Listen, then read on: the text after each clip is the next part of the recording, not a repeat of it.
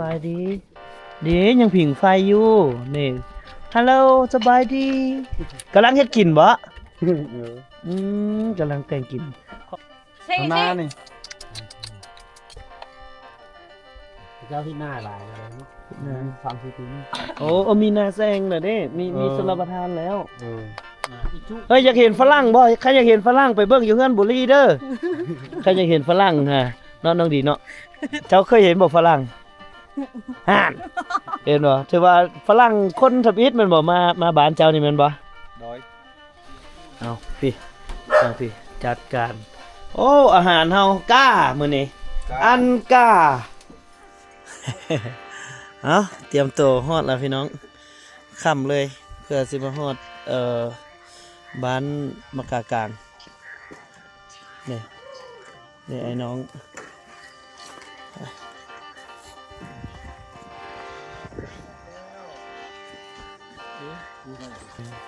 มัดเจาะมีหดมัดเจาะมัดใจ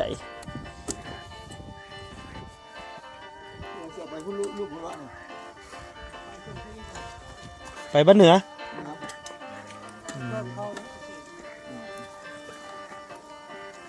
ผู้ผลิตอันนี้มาขายก็ต้องได้ขายหน่อยเชือกหัดเล็กโอ้ผู้ละ3ผู้ละ4เลยเฮ็ดเองจุน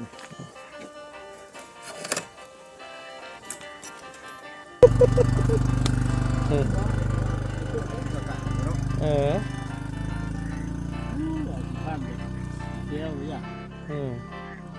เอาไปเพิ่นหากระเป๋าหน่อยก็ดิเป๋าพระนี่เป๋าเครื่องนั่นนะกูอยากพุ่นห้ำบ่คนใด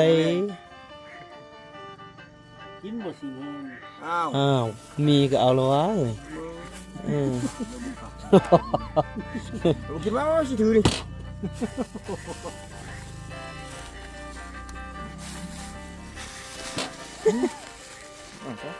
ใส่ขอบประตูนี่สิท้ายฮะพ่อเฒ่าเราถามให้น้อยๆคักนะ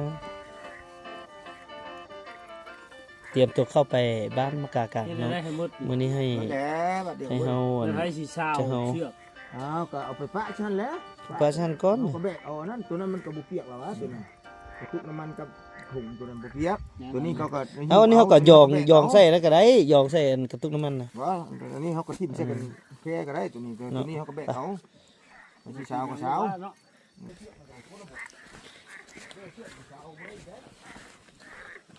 จอดอยู่นี่พี่น้องบ่มีปัญหาขึ้นละ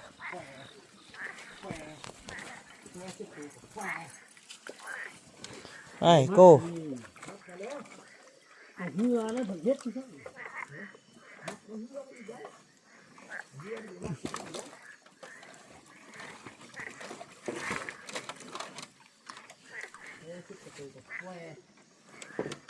เอาไม้มาเลี้ยงกันกาแฟดึงเสือกบ่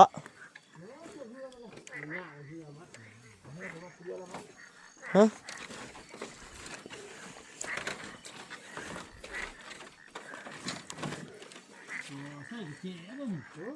ไปนั่งเลยเนาะ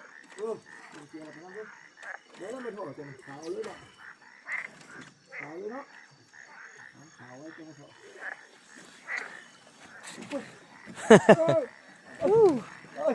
บด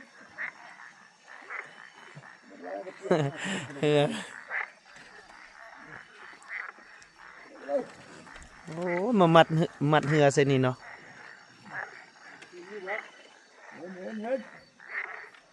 ข้าวเพก็เลยใส่หมวกกันน็อกนะโอ้เนาะ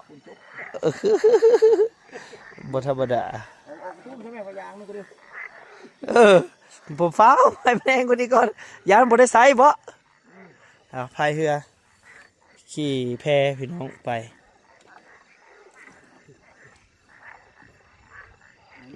บ่แม่นธรรมดาแล้วนี่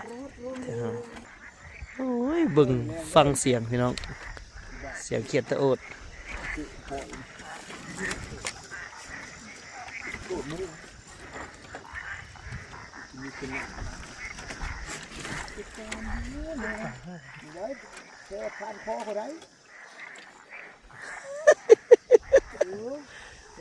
ไปทางไหนเด้อ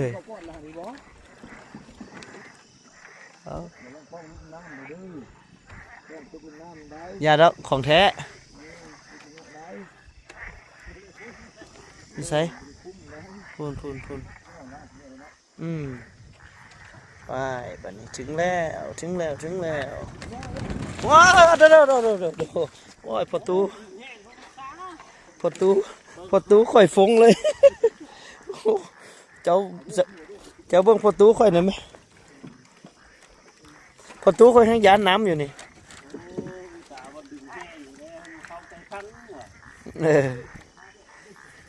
ตรงนู้นเราหิ้วกระเป๋าให้เจ้าอีกแล้ว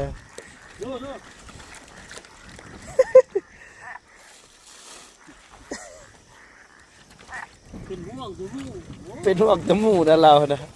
โอ้ยไม่ธรรมดาไปพี่น้องเราไหวยังจะเฝ้าหนิงแล้ว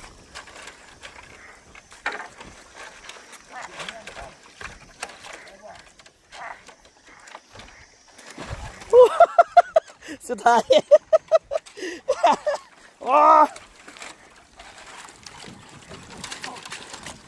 สุดท้ายแล้วตกน้ำคือเก้าเอาไป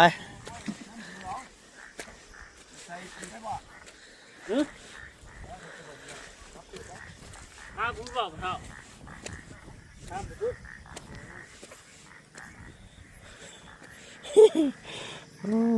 เป็นห่วงแต่หมู่เพิ่นพอเท่าเขานี่ เจ้าที่ตัวนี้เขาจะทิ้งมัดมันนักตัวนี้เบาว่าสเกล ว่าสเกไปว่าสเกเลยไปโอ้เพิ่นแข็งแรงประตูฝรั่งถือแล้วก็เพิ่นจับเวทอีกอย่างก็อยากเอาไปเบิดนะ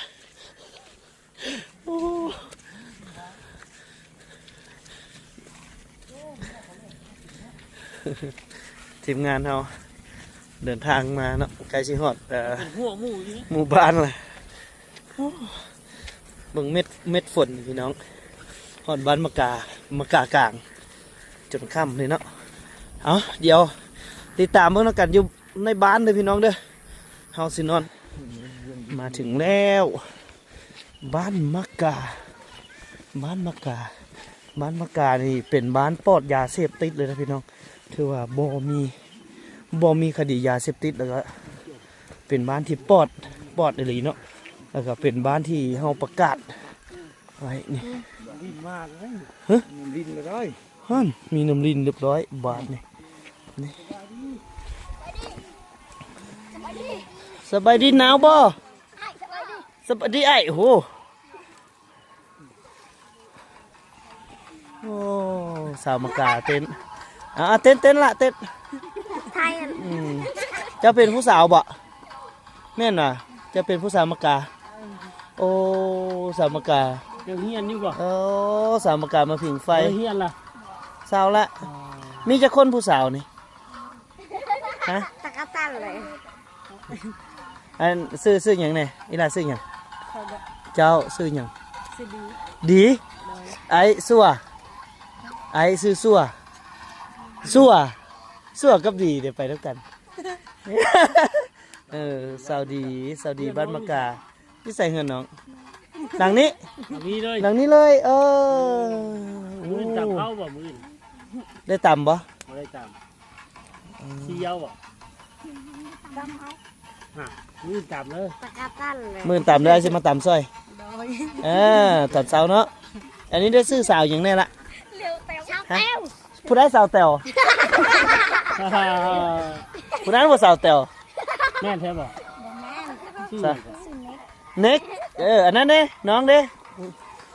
ผู้ตุ้มแพร่ด้านน้อยหนาววะลูกล้าว่าจะของร้านไหนมุยล้นจังหน่อยไอ้มาผิงไฟนำเด้อไอ้เมื่อไว้เครื่องก่อนจังหน่อยไอ้มาโอเคสาวบ้านมะกาไอ้ซื้อเตียงคำล่ะเตียงคำหน้าไก่เคยได้ยินบ่เคยบ่เคยเนาะไปพี่น้องไปกันในบ้านก่อนเตียงคำหน้าไก่น้องผิงไฟสุดยอดบรรยากาศ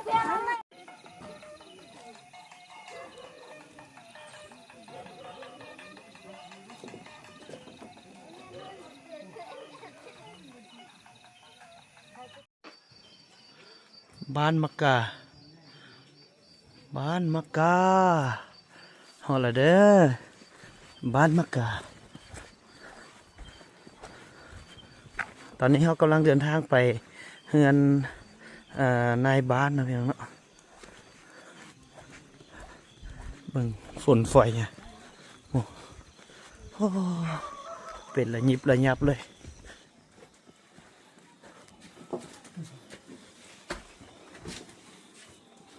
ในบ้านเนี่ยอยู่เพื่อนบ่โอ้ฮอดละฮอดละ ว้าว คนขาย โอ้โห ขายเครื่องนำส่งสิอยู่บ่ ส่งสิอยู่ เออโอ้ย เมื่อยแบกเครื่อง คัก แบกกูสั่งขี่รถเมื่อยแบก อันเด้อแบกขึ้นมานี่ละ นี่ คือบ่โทรเขาเอารถไถมาใส่ อุ้ยเครื่องน้อยเดียวน่าอายคันว่าเอารถไถไปใส่ ไถพร้อมเลย อันนี้ก่อนถึงแล้วพี่น้องถึง อ้า แล้ว วบ่ทัน กับ เว้าก อง ขึ้น ใส่ เฮือนถึงห่ำนะ เพิ่นโทรหาแล้วแมันบ่เด็กน้อย2คนน่ะใหญ่เป็นสาวแล้วบ่ เป็นสาวแล้วผู้หนึงเอาผัวแล้ว ฮ่านเอาผัวแล้วเฮ้ย ถึงละ ผู้เอ้ยนั่นเอาไปเรียนอยู่เวียน เออ ไปอยู่ในไอซิดเฮาบ่ไอซิดบนมาตั้งโซลาร์เซลล์นี่ เอ ไปอยู่ อ กับ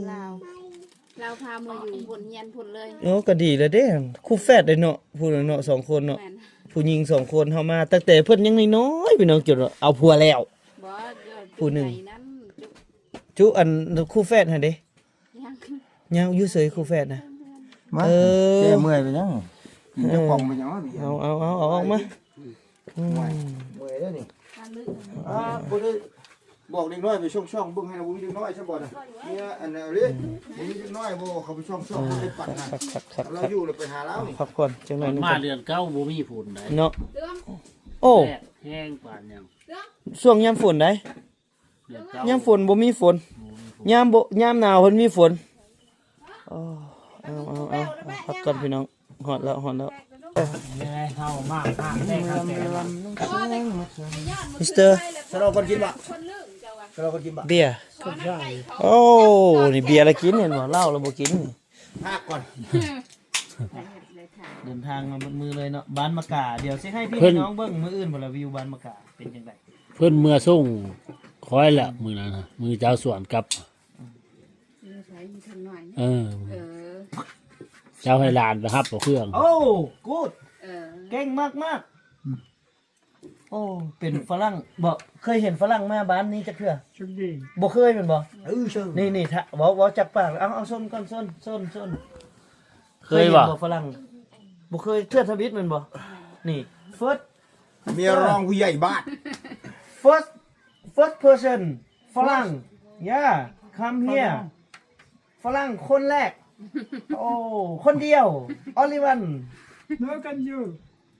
ฝรั่ง only Central. yeah อันนี้ลาวอัน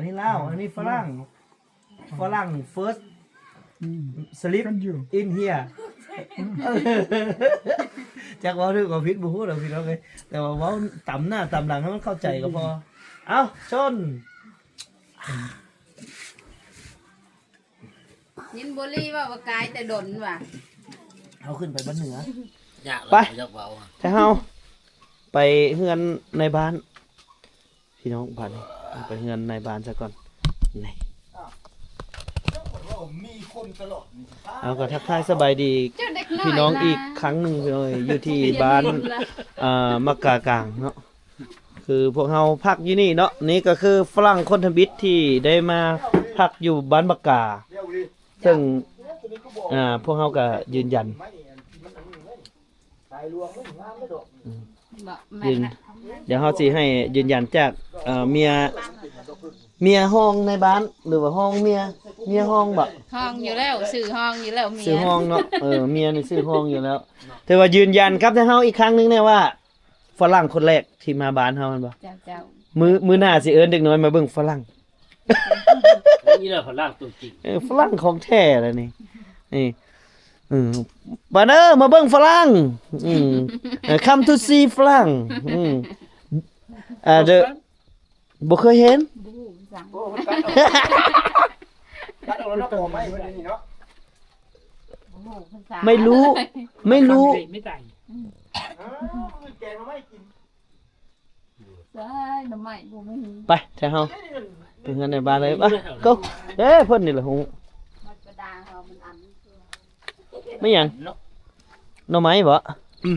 มื้ออื่นบ่แผนแกงใส่ไก่เนาะ ไปไปหาในบ้านต่ออีกพี่น้องแล้วก็ไปหาผู้ใหญ่บ้านแล้วสิได้ไป ผู้น้อยบ้าน หาผู้น้อยบ้านได้บ้านนี้ได้ไปเบิ่งเห็นสาวมะกาผิงไฟอยู่เดี๋ยวสิไปล่มสาวมะกาหน่อยหนึงกัน เราบ่ขึ้นบันไดเลย เราเจ็บหัวเข่าเรา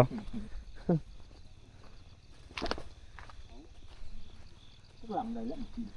เอาไก่ ไก่นะย่างไปซื่อๆนี่ กินนี่เหรอ ย่างไปซื่อๆนี่ โอ้ยิงเอาเราหนึ่งเลย โอ้บ่ต้องห่วง บ้าพริกเจียวนี่ยุ่งนะ เราหั่นอันยิงไฟใส่แล้วเราไปบ่เป็นนะมืดๆนี่ตาแล้วเห็นหุ่งดีคือหยังนี่ อยู่นั่นไม่ก็ตายหนามไผ่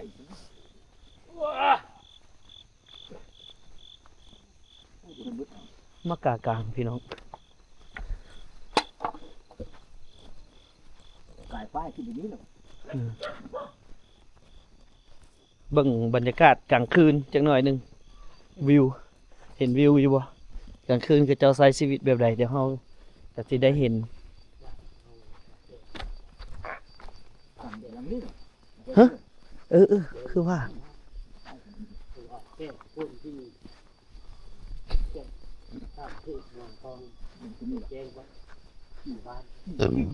โอ้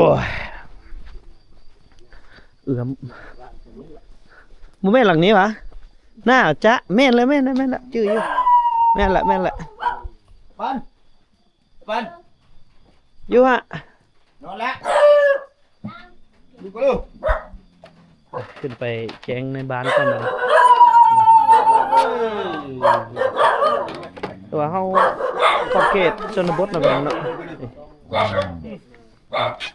ก็มีแขกต่างประเทศมาเด้ไปแจ้งโอ้โอเค ดูข้างได้ครับ มา โอ้นี่ฟื้นโอ้เปิดประเตมานี่ผู้หญิงเอามาผู้ไม่เข้าใจโอ้ได้เห็นฝรั่งตัวเป็นๆมานี่ ยันคนแรกกูจะกูรัก แม่นบ่ไอ้ปานไอ้ปาน มันไหล ฝรั่งคนทำพิษผมมาบ้านเจ้านี่เคยมีบ่มีฝรั่งเคยมาบ่บ่เคยเนาะคนทำพิษนั่นบ่ ว่าเชี มาเบิ่งฝรั่งเด้อ หาซื้อนุ่มไปเบิ่งไก่ยัดตู้ตุ้มห้องนั้นก็ดีเขาให้ โอ้เนาะผู้ใดแน่อยากเห็นฝรั่งอยากเห็นบ่ฝรั่งเคยเห็นฝรั่งบ่ เคยแหน่ เคยบ่เคยเดี๋ยวสิให้เอาฝรั่งมาให้เบิ่งเด้อเบิ่งนี่พี่น้องนี่เดี๋ยวสิเอาฝรั่งมาให้เบิ่งอยากเห็นบ่ฝรั่ง นั่งนี่หรอกมันบ่ อยากเห็นอยากเห็นฝรั่งไหนหลานเพิ่น จั ดิ งได๋แล้วสิเข้ามา จังได๋เราเข้ามาเด้อแล้ว มึงอะไร อยากเบิ่งฝรั่งบุเดียว เอาให้แล้วเราไปแต่งสนุ่มนะให้ โอ้ขอบใจหลายๆโดนแล้วบ่ได้มาหา จังไดจัง นี่โดนแล้วชื่อรูปแล้วอยู่บ่เตียงคำมาตะโดนมา มื้อนี้มา ล่าตีได้เนาะมา2เตียงมื้อนี้ ไอ้ปานมื้อนี้มาสอบเตียง มาตอนนั้นเฮ็ดมันหยังก็อันชลประทานลูกมาล่าสุด เป็นทำอิดเนาะ ตอนกวดมอบเด้กวดมอบอันชลประทานมาล่าสุดเลยก็ขึ้นมาเงินนี่น่ะมาฝรั่งคัมอน มีหมวดตั้งอันนั้นเนี่ย ชื่อเพื่อนได้ไหม เอเตียนเนี่ยมาแต่คนฝรั่งโดยตรงเลยนะคนประเทศฝรั่งเลย ที่นี่พาฝรั่งบ่อยู่เนาะ เออ เอ้าไอ้ฝรั่งนั่ง เอาผู้ใดบ่เคยเห็นฝรั่งเบิ่งเด้อนี่ฝรั่งโอ้เคยเห็นฝรั่งบ่ นี่แล้วก็สบายดีดิสบายดีสบายดีนี่ บ่เคยเห็นฝรั่งไหนพี่น้องเอ้ยเอามื้อนี้ได้เห็นฝรั่งได้เห็นแล้วว่าฝรั่งไอ้เห็นแล้ว มีบุญนะ เห็นเนาะฝรั่งนี่เป็นอะไรฝรั่งเป็นอะไรไม่เท่าฝรั่งเป็นอะไร เป็นอะไรดังร่วงบ่ดังสั่น ดังฝรั่งเป็นอะไรไม่เท่าเอ๊ะดังฝรั่งเห็นบ่ ได้มา เห็นบ่ฝรั่งเห็นบ่ คอยดิเนาะ นี่เดี๋ยวถามหมอเสื้อแดงสิมันหูตอบไอ้เป็นอะไรฝรั่งไอ้ฝรั่งเป็นอะไรเอ๊ะ มึงแนมมึงนะฉุเป็นอะไร ฝรั่งเป็นอะไรดังฝรั่งเป็นอะไรเห็นบ่เห็นบ่ฝรั่งดังโมเห็นบ่เคยเว้าบ่ฝรั่งดังโมขี่รถโตโตไปตามกกโพอ่ะเห็นบ่เห็นบ่ได้เห็นฝรั่งของแท้พี่น้องนี่แหละคือบ้านนี้บ่เคยมีคนต่างประเทศได้คนบ่มีคนต่างประเทศได้เข้ามาเนาะคือเอเตียนนี่เป็นคนแรกที่ได้เข้ามาณหมู่บ้านแห่งนี้ ทางมาพักอยู่ ทางได้มาพักมาเช่าอยู่นี่เลยก็ก่อนอื่นก็ต้องขอบคุณขอบใจทางอำนาจการปกครองการจัดตั้งบ้านเมืองทุกภาคส่วนเนาะที่อำนวยความสะดวกให้พวกเฮาที่เฮามาในครั้งนี้ก็ถือว่ามามอบแสงสว่างให้กับชาวบ้านมะกาพี่น้อง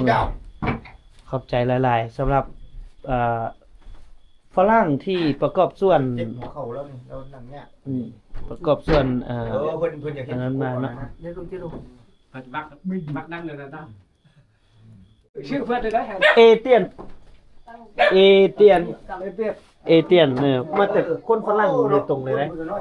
คนประเทศฝรั่งเลย ที่นี่พักฝรั่งบ่อยู่เนาะเอ้าไอ้ฝรั่งนั่ง เอาผู้ใดบ่เคยเห็นฝรั่งเบิ่งเด้อนี่ฝรั่งโอ้เคยเห็นฝรั่งบ่ นี่แล้วก็สบายดีดิสบายดีสบายดีนี่ บ่เคยเห็นฝรั่งไหนพี่น้องเอ้ยเอามื้อนี้ได้เห็นฝรั่งได้เห็นแล้วว่าฝรั่งไอ้เห็นแล้ว มีบุญนะ เห็นเนาะฝรั่งนี่เป็นอะไรฝรั่งเป็นอะไรไม่เท่าฝรั่งเป็นอะไร เป็นอะไรดังร่วงบ่ดังสั่น ดังฝรั่งเป็นอะไรไม่เท่าเอ๊ะดังฝรั่งเห็นบ่ ได้มา เห็นบ่ฝรั่งเห็นบ่ คอยดิเนาะ นี่เดี๋ยวถามหมอเสื้อแดงสิมันหูตอบไอ้เป็นอะไรฝรั่งไอ้ฝรั่งเป็นอะไรเอ๊ะ มึงแนมมึงนะฉุเป็นอะไร ฝรั่งเป็นอะไรดังฝรั่งเป็นอะไรเห็นบ่ฝรั่งดังโมเห็นบ่เคยเว้าบ่ฝรั่งดังโมขี่รถโตโตไปตามกกโพอ่ะเห็นบ่เห็นบ่ได้เห็นฝรั่งของแท้พี่น้องนี่แหละคือบ้านนี้บ่เคยมีคนต่างประเทศได้คนบ่มีคนต่างประเทศได้เข้ามาเนาะคือเอเตียนนี่เป็นคนแรกที่ได้เข้ามาณหมู่บ้านแห่งนี้ ทางมาพักอยู่ ทางได้มาพักมาเช่าอยู่นี่เลยก็ก่อนอื่นก็ต้องขอบคุณขอบใจทางอำนาจการปกครองการจัดตั้งบ้านเมืองทุกภาคส่วนเนาะที่อำนวยความสะดวกให้พวกเฮาที่เฮามาในครั้งนี้ก็ถือว่ามามอบแสงสว่างให้กับชาวบ้านมะกาพี่น้องขอบใจหลายๆสำหรับฝรั่งที่ประกอบส่วน เจ็บหัวเข่าแล้วนี่เรานั่งเนี่ย ประกอบส่วน เพิ่นอยากเห็น นั้นมาเนาะ เดี๋ยวลุงมักนั่งเลยนะ เนาะน้ำกันบ่กินก็นั่งเบิ่งเขากินก็ได้นะเจ้าน่ะ เป็นยัง เดินเติบแล้วบ่ ไม่ ได้ ยากเนาะ เอาถ้าเฮาลมเวียกลมงานกันเสร็จสิ้นเรียบร้อยแล้วพี่น้องพวกเฮามาเสนอจุดประสงค์กับนายบ้านว่าพวกเฮามาเฮ็ดหยัง เอาได้บ่ทำพุ่นเพิ่นก็ครับเบิ่งเลยเด้เอกสารก็มีครบมาแล้ว มีเป็นหนังสือตอบรับเอา มา ฮะ แจ้งทั้ง สิ่งห้องการห้องลงมาในน้ำห้องการ ระบบหน้าที่มันทั้งหมดทั้งมวลน่ะ เอกสาร แจ้ง อยู่บนรถพุ่นย่านมันเปียกเขา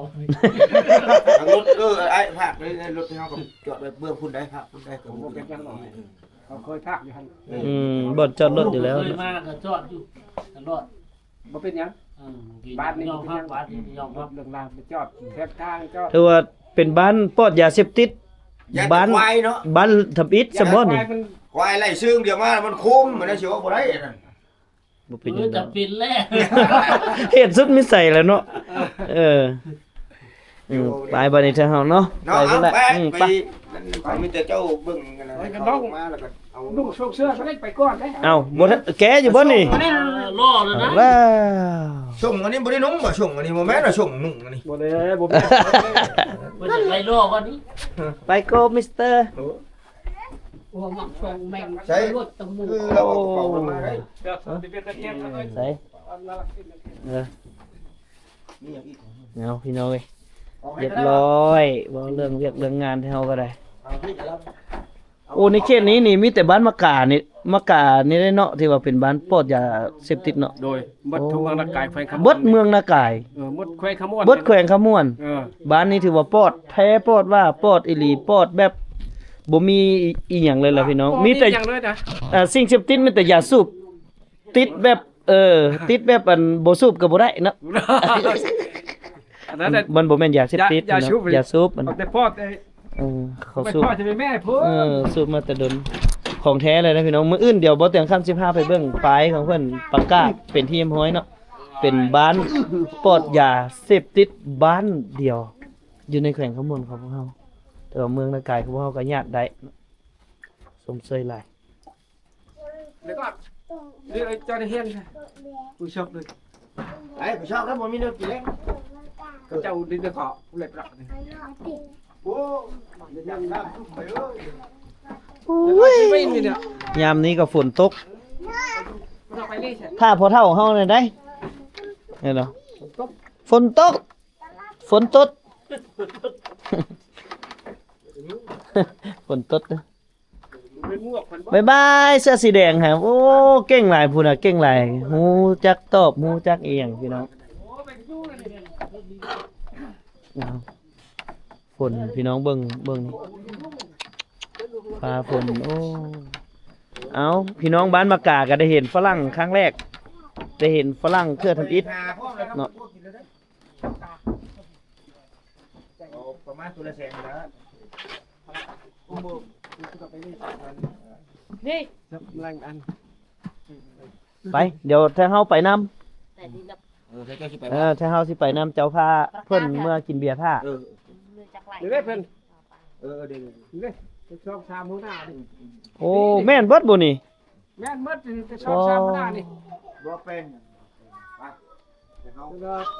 พูดพลังจะ เคยเห็นบ่ฝรั่งเคยเห็นฝรั่งมาบ้านเจ้าจักคนจักเทื่อยังแม่นบ่ ยัง นี่ เห็นเทื่อทวิตแม่นบ่ฝรั่งของแท้เห็นเหรอนี่เห็นเหรอเอาบ้านนี้ ปาจุไทยรังนี่ บอก นักเรียนนะ บอกเขาเจ้าเด้อว่าไผอยากเห็นฝรั่งมันไปเฮือนบุรีไปรถไปเบิ่งฝรั่งบ่เคยเห็นเด้ ไป บ่เคยเห็นฝรั่งแต่เฮาไปหาตัวไก่เนาะแถวเนาะไปหาไก่ไปหาไก่หรือไปหาผู้สาวเฮ้ยมีอยู่บ่ผู้สาวบ้านเฮานี่ บ่อึดเลย บ่อึดโอ้ยอย่าตัวว่าเฮาเห็นแต่สาวอยู่ก็สาวดีบ่เราเต้นดองๆอยู่ในกองไฟอ่ะไปหาไก่ มื้อ ใกล้ ไปหาซื้อไก่ได้มื้อนี้ได้ไก่นี่ไม่หยังก็คือภาษาบ้านเฮาก าก า กา ป่าเด้ ปลากาก าเอาแล้วบาดนี้ ว่ากาแท้ดิห้อง กาเด้กาดำๆฮะ ปลากาแท้ออกราก ออกรัก โอ้ ออกรัก ยังห้องก้อย ตามกับอุกฮัก ออกรักตัวควายเด้อเฮ้ย จะลง จะรูจะรู จะลง จะรู ตามไปแต่ละ อื เรื่อง มถามนะเลาะถามเอาไก่ ไปก่อน บ่มีเนาะตัวนี้เนาะ ยังบ่มีแล้วกาย เอาเลาะหาได้เพิ่นเอาบ่นี่ ปลาสกันเป็น จักเฮือนก็สิได้เนาะ เอาเลาะซื้อไก่ อี อีตั้งช่างชมดัก บ่สิแยกทีมบ่จัก เสียผู้หนึงให้ไปนำผู้สาวแม่นบ่ เราบอกให้ไปต้มน้ำท่า อ๋ออมดากบ่ฮะไอ้หยังก็ต้มน้ำอ่ะต้มดากสมดากเอาเรียนรู้ภาษาเพิ่นไปนำพี่น้องเพราะว่ามันแตกต่างอีหลีได้คือบ่แม่นภาษามะกองทั่วไปได้ภาษาแต่เพิ่นนี่สิเป็นแบบหนึ่งอีกกินข้าวได้เฮ้ยว่าจังได๋ อันนั้น อันนั้นน่ะเห็นบ่สิบ่แม่นอันเจ้าว่าบ่แม่นอีหยังได้อันนั้นแต่ภาษาลาวเทิงนี่เว้าเป็นบ่บ่ฮู้คือกันเนาะโอ้นี่ทางนี้ก็มีอีกเลยนี่อันเฮือนผู้สาวเบิดแม่นบ่นี่เฮือนผู้หญิงแม่นบ่แม่นบ่ แม่นบ่ แม่นเหรอวะนี่แม่นแน่นี่ นั่นของไปทำแต่ตื่น คือว่าเฮือนหลังนี้นะที่ว่าอันเพิ่นเกิดลูกมาปีนะ แม่นนะ เนาะ แม่น เขาถ่าย แม่นล่ะ เฮาถ่ายคลิปปีนั้นน่ะหลังนี้เลย แม่น เฮาจื้ออยู่ ยังมีคนนอนอยู่บ่ ยังบ่มีอีกเอาขึ้นเพื่อน เขาขึ้นเฮือนได้แล้ว เขาเป็นประจำเดือนพุ่นแล้วก็จังลงมา ขึ้นเฮือนเขาเจ้าได้บ่นี่ ได้แล้วเว้นยัง ไปสักขึ้นเลย ไป ขึ้นเบิ่งเฮือนเขาเจ้ากันเนาะโอ้มาขึ้นเบิ่งเฮือนเพิ่นก่อนเลยโอ้นี่เฮือนอันนี้จะเป็นเฮือนที่ว่าผู้ใดที่มีผู้หญิงถ้าว่ามีผู้หญิง4คนที่สามารถเป็นประจำเดือนได้แล้วก็คือได้ซะว่าบ่มีไก่ได้ไก่ กานี่ดิ กา โอ้มีขาย เขาบ่ขายนี่บ่เฮือนเพิ่นอันนี้เฮือนครัวบ่นี่เฮือนครัวเนาะ นี่มันครัว เพิ่นใส่ตองครัวน อนเลยบ่นอนเลย นอนแล้วเนาะสบายดีดียังผิงไฟอยู่นี่ฮัลโหลสบายดีกำลังเฮ็ดกินบ่กำลังแต่งกิน ขอเข้าเบิ่งของกินได้บ่ บ่แบบเท่าเวเด้อ เร็ว ได้เข้าไปเบิ่งได้ เขาได้บ่เป็นยัง ปลดเกือบก่อนหนึง อืม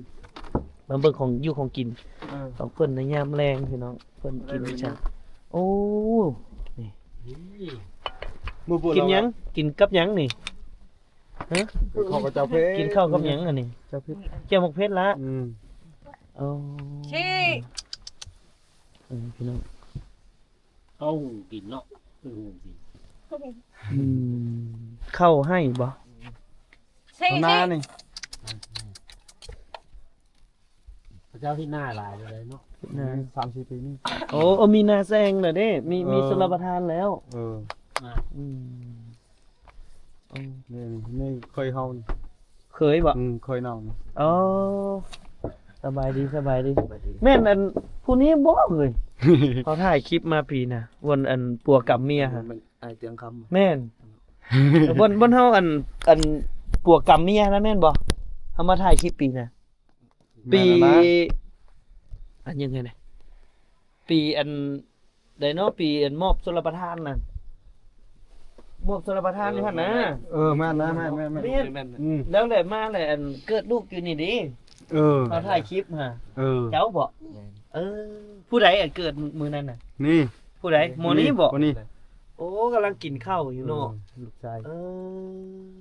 ยังมีอยู่ได้คลิปนั่นเด้คลิปเพิ่นปัวกรรมยังมีอยู่ ชี้ กินกับหยังเฮ้ยกินกับหยังเนาะกินข้าวกับอีหยังเนาะนี่ ได้แล้วโอ้หมอนี้แหละพี่น้องบ่เตียงไปถ่ายคลิปมาเอามาหาพ่อเพิ่น เพิ่ ละ นเล่นหาพ่อเพิ่น ไปบัดนี้ไปก่อนเด้อบัดนี้เด้อ ตื่นเร็ว ได้ระบบไก่อะยังบ่ เอาขอบใจละลายไปกันเด้อโอ้ใหญ่ปานนี้แล้วเนาะเฮ้ย ไป มาถ่ายคลิป เพื่อนบริษัทเขาได้แล้ว ได้แล้วเนาะโอเคไปตามมองถึงติดตามอยู่เนาะขอบใจเด้อขอบใจละลายขอบใจอ๋อนี่มื้อหน้าไปกินขนมเด้อมื้ออื่นเด้อมื้ออื่นไปกินขนมเด้อ ร้อง